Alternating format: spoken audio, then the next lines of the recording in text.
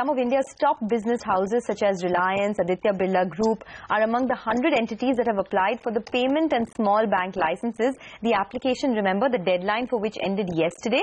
Bharti was the first to announce plans for a payment bank license through an association with Kotak Bank. But let's discuss who will make the cut and who won't. Ashvin Parekh, managing partner at Ashvin Parekh Advisory Services, joins us now to talk about that. Mr. Parekh, good morning and thank you for joining us. The only fly in the ointment could be the fit and proper guidelines, and that could be an issue for certain companies that have pending litigations against them.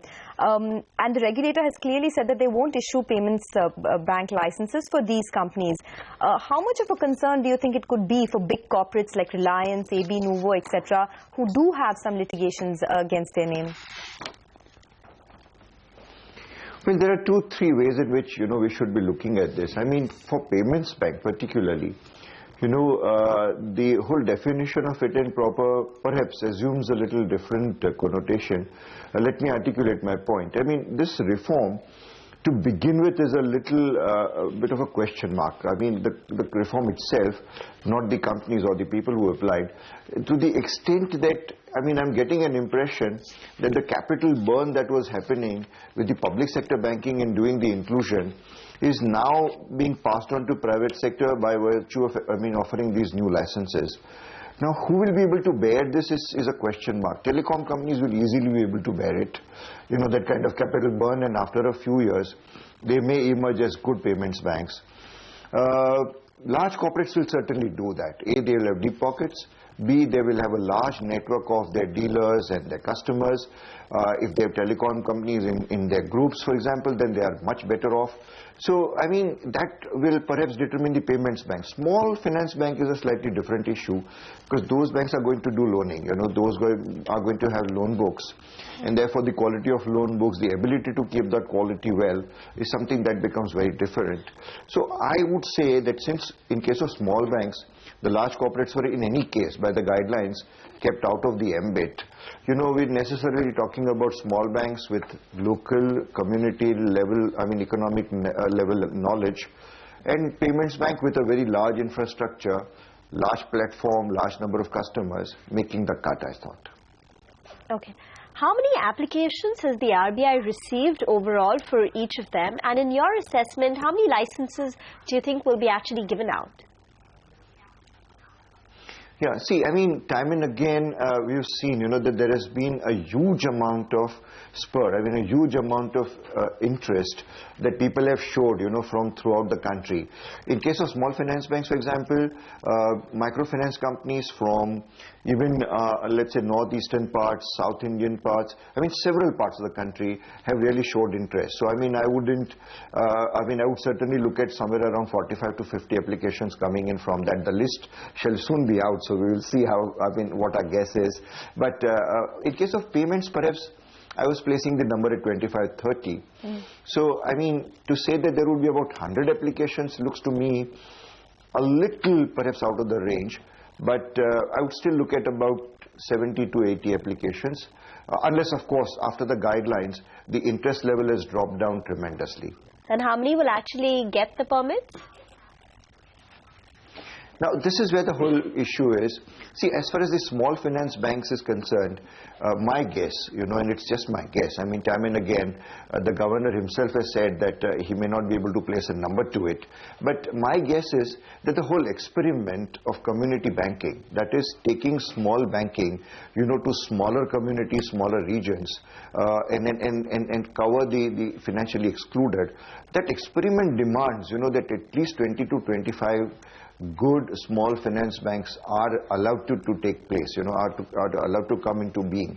Now, in such a scenario, and then only we'll know the outcome. If we give away 5 or 7 licenses or 10 licenses, then perhaps we may end up, in a situation where if for any reason the experiment doesn't work, then the whole reform may have an egg on its face, basically. So we will say, oh, what did the reform really lend us, into? So I would still guess that if those who have come forward for small finance banks demonstrate very clearly that they have the ability to work with smaller communities, they understand their economic activities very well, and they will be able to bring in a capital of order about 100, 200 crores to begin with. Thereafter, they're going to dilute it in any case. A promoter is required to dilute it. Then I suppose those guys may make it. So small finance, microfinance companies up to the size of about 8 to 900 crore loan book is a very good, let's say, catchment kind of an area for small finance banks. Small NBFCs are a good candidates for small finance banks, and of course those local entrepreneurs who have a good understanding of local activities may also make it to getting the license. Payments fees are going to be a different one. People who possess large platforms, who have large number of customers, and who have a very good tie-ups with banking system, perhaps may make it. So there I would say the number could be about 15. There I would include telecom companies certainly. I would look at large corporates or large conglomerates. And I would certainly look at large retail houses. So, I mean, those are the ones who will be able to make successful payments bank, you know.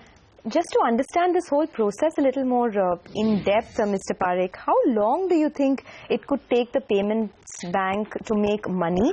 And who will make more money in this process? Will it be the telecom companies or will it be the banks? Well, see, and let's look at it slightly differently. I mean, in terms of small finance bank, the equations are very different compared to, let's say, payments bank. In case of small finance banks, those banks, you know, who may be able to wither out any economic up and down, let's say in the local region.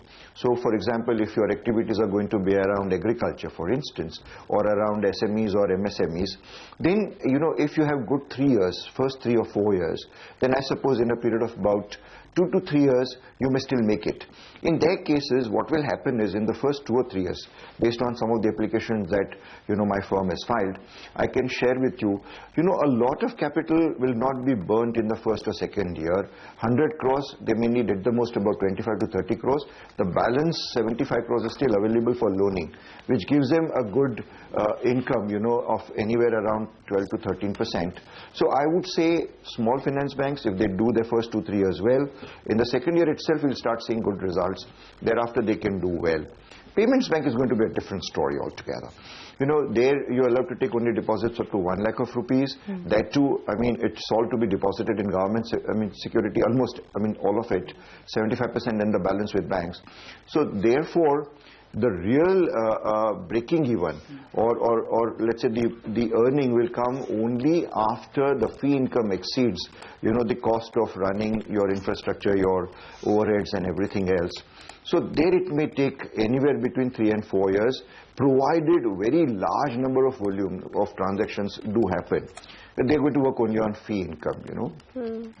By the way, the markets have dipped below that 8,800 mark, so it's given up all its morning gains. It's completely flattened out, and the Bank Nifty, which was earlier flat, is now down closer to 0.5%, with cuts visible in a PNB, Axis Bank, and even something like a Larsen & Toubro is currently under pressure. Mr. Parekh, many of these, payment bank hopefuls, many of these corporates like the Aditya Birla Group, they were the ones which had submitted an application even for a full-fledged bank, when they had come out, say, a year and a half back. Do you see eventually these, the ones who get a license for payments bank, a few of them actually becoming full-fledged banks later on? Well, I have my own doubts about this, and the reason is very simple. Payments bank is a different route altogether. What you're really doing is you're acquiring customers only to really conduct their transaction, to assist them in conducting their transactions. So, you're not really loaning, and therefore you do not have the credit capability at all.